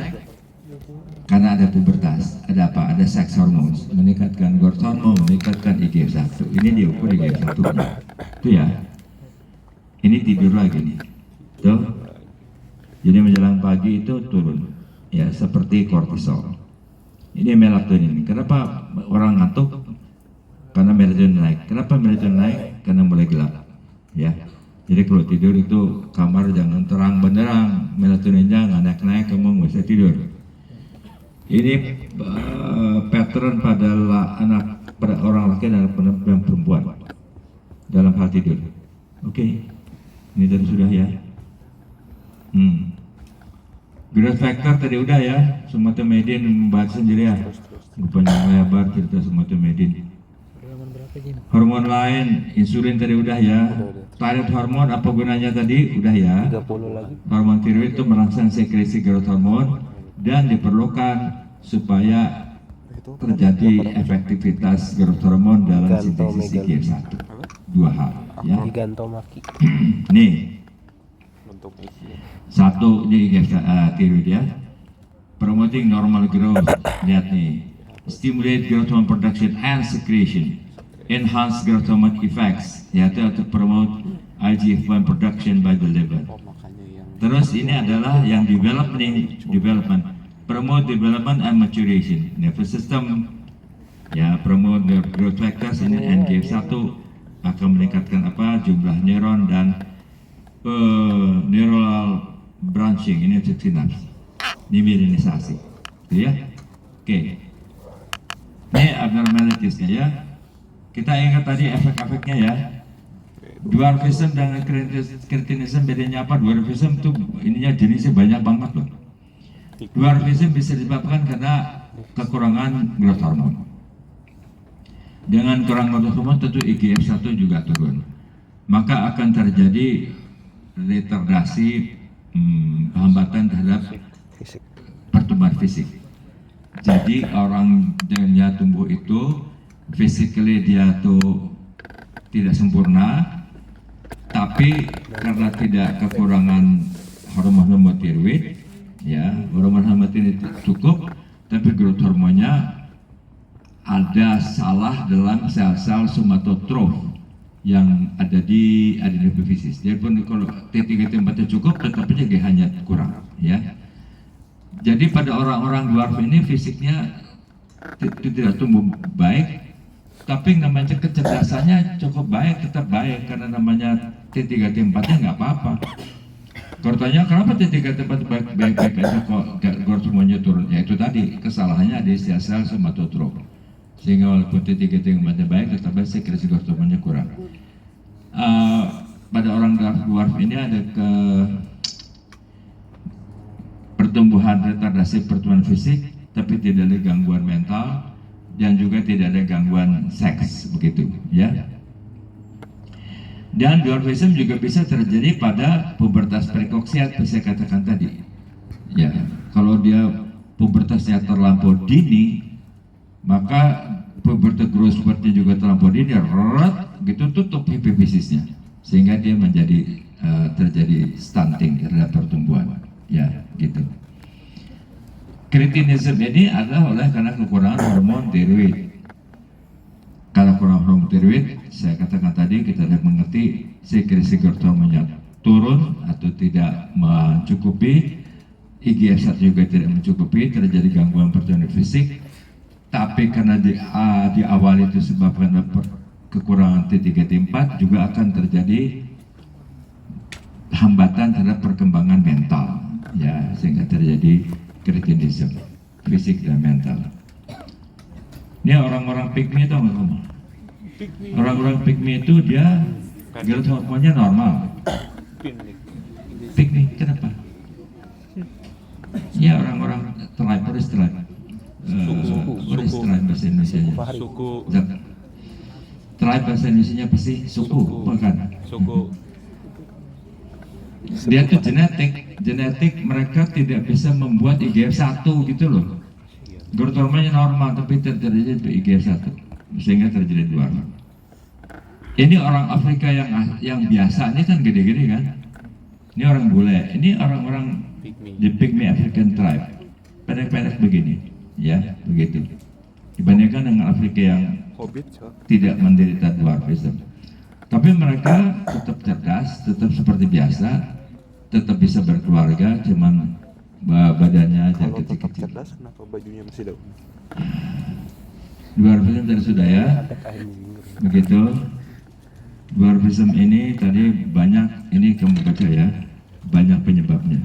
Terutama kalau kekurangan growth hormone, tapi juga ada kekurangan ini. Hereditary inability to form somatomedin C, ini pada bangsa Pygmy itu tadi, ya, gitu, sebut sebagai dwarfism yang tipe lorong. Tadi kita lihat ya, ini baca sendiri ya. Short stature ini sekali lagi itu bisa macam-macam ya. Pada dwarfism terjadi short stature, pada cretinism juga bisa terjadi gitu, pada penyakit apa, genetik gonadal dysgenesis begitu, pada orang yang kromosom seksnya itu XO, X0, ya, yang mesti XX atau XY. Tapi ini jarang ya. Ingat ya, short stature atau stunting itu bukan hanya cerita tentang nutrisi, tapi juga cerita tentang pengasuhan, cerita tentang penyakit, cerita tentang kesulitan makan, ya karena efek-efek dari psikologi. Nah ini gambar yang sering saya tunjukkan. Pernah lihat ini ya? Pernah saya tunjukkan kan ya? Pernah nggak? Pernah nggak? Yang paling kanan ini adalah anak laki-laki 8 tahun normal. Ya, tingginya sekian. Lalu wajahnya kan wajah anak laki-laki 8 tahun. Lalu proporsi perbandingan torso dengan tungkai ini seimbang, ya tungkainya lebih panjang sedikit daripada torso. Yang kiri ini adalah anak laki-laki normal umur 2 tahun. Ya, kalau lihat normalnya tuh kalau umur 2 tahun ini kan torsonya lebih panjang, ini torso ya, lebih panjang daripada tungkai kan.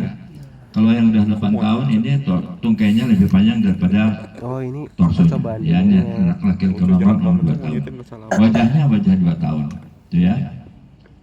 Yang kedua dari kanan ini anak laki-laki umur 8 tahun dwarf.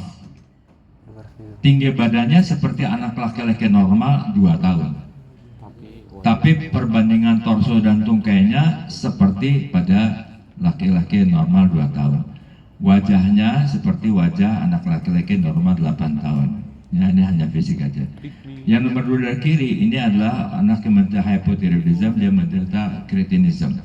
Ya, jadi tingginya sama dengan anak umur 2 tahun normal, wajahnya seperti anak 2 tahun padahal dia sudah umur 8 tahun, proporsi torso dan tungkainya seperti anak laki-laki 2 tahun yang disebut sebagai kretinism, disebabkan karena hypothyroidism.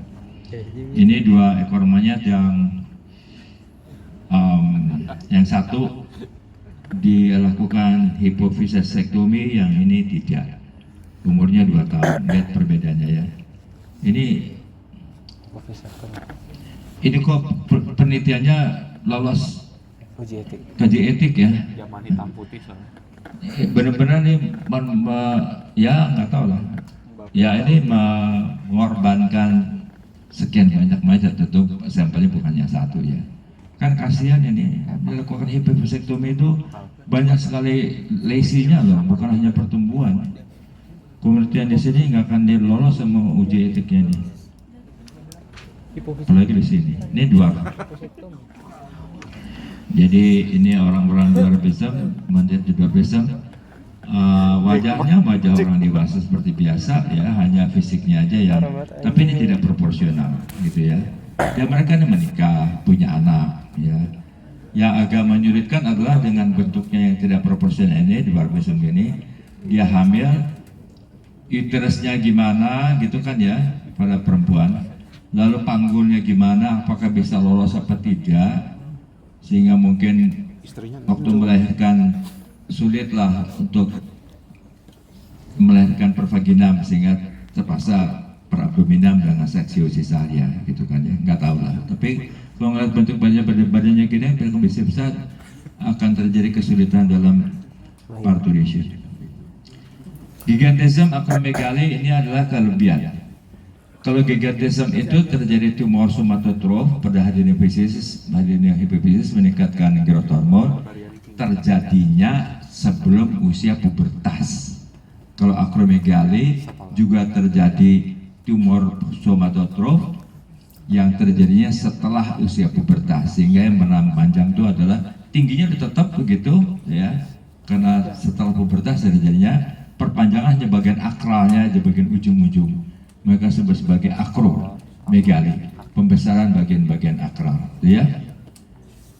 Dua-duanya bisa ini loh, terjadi diabetes. Kenapa? Karena tadi kan ya, terjadi peningkatan growth hormone, dia akan meningkatkan lipolisis, terjadi peningkatan fatty acid, dan terutama adalah peningkatan growth hormone ini akan menimbulkan resistensi insulin, sehingga timbul diabetes mellitus tipe 2 ya. Oke. Bacaan diri ya. Ini akromegali. Lihat ini, dagunya prognathus gitu ya. Dan juga Panjang banget. lidahnya juga biasa gede karena terjadi peningkatan pembesaran ekstra skeleton. Ini seorang umur 35 dia akromegali sebetulnya, tapi tidak gitu. Ini waktu umur 13 tahun. Umur 21 mulai kelihatan, ya. Umur 35 lebih kelihatan lagi, ya. Ini secara skematis ya. Pada akromegali ini terjadi apa nih? Hunchback drop, melengkung karena terjadi peningkatan kifosis thoracalis, melengkung torakalnya. Kan vertebra kalau dari pinggir dari lateral kan tidak lurus kayak yang listrik kan. Ada lordosis cervicalis, kifosis thoracalis, lordosis lumbalis, kifosis sacralis, gitu ya. Nah ini terjadi kifosis berlebihan pada kifosis thoracalis, lalu juga lengannya lebih panjang, tidak proporsional, telapak tangan gede, juga jari-jarinya tangan gede, kaki juga gede, feet-nya gitu ya. Dagunya prognathus, kalau dilihat juga lidahnya besar, terjadi ginikomastia dan mungkin terjadi laktasi karena growth hormone itu struktur kimianya mirip dengan prolaktin, ya, sehingga bisa terjadi ginikomastia, terjadi laktasi. Baca sendiri ya. Nih contohnya. Ini orang normal nih. Ini dwarf. Ya, ini yang gigantism. Ini bukan akromegali, ini gigantism. Ya. Orang gigantism atau akromegali itu biasanya umurnya pendek. Kenapa? Karena dia menderita tumor somatotrof dari hipofisis kan. Dan hipofisis itu duduknya di mana? Di sela torsika kan? Tahu sela torsika pada dasar kranium. Kenapa disebut sela torsika? Karena bentuknya seperti pelana orang Turki. Orang Turki kalau naik kuda pelananya bentuknya kayak begitu tuh, ya. Sela itu pelana, ya. Sela torsika pelananya orang-orang Turki. Ini bisa diabetes berat mereka ini, ya. Dan lagi juga susah untuk jalan segala macam ya, gitu. Ini juga sama. Ini orang yang dwarfnya diangkat aja mas ya. Ini yang normal, ini ada yang giantnya. Ini kelihatannya orangnya sama nih, tuh, yang gigantismnya. Ini yang gigantism, ini gede banget nih. 3 meter gitu tuh. Ini normal. Ya. 3 meter coy itu. Zaman dulu tuh dia cerita-cerita anak-anak dari barat itu kan suka ada cerita ada raksasa gitu kan ya, tinggalnya di hutan, orang anak kecil takut gitu. Sekarang kelihatannya dia ada orang-orang gigantism yang mengisolasi dirinya, tinggal di hutan, tinggal sendiri, raksasa ditakuti orang, ditakuti anak-anak, jadi dongeng anak-anak. Mungkin mereka itu sebetulnya menderita gigantism. Ya kalau gini ini kan anak segini kan ini jadi raksasa kan, ya ditakuti betul, gitu ya. Ini berdirinya aja udah mencong karena berat kan, harus pakai tongkat, gitu. Kasihan orang gigantism. Oke ya, makasih ya. Level berapa coy itu coy? Hari Kamis tanggal 5 ya. Saya kuliah lagi, pukul 7 lagi ya. Jam 8. Pagi banget sih. Tahu.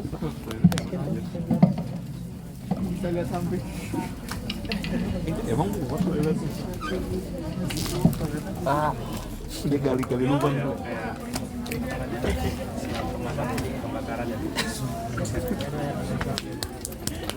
Apa sih? Itu ini Gara-gara api, lebay. berhenti di tengah jalan aja. Gue gak bisa tahan. Terus Ini lu kayak- nabrak. Enggak Ini gaya-gaya nyetir motor.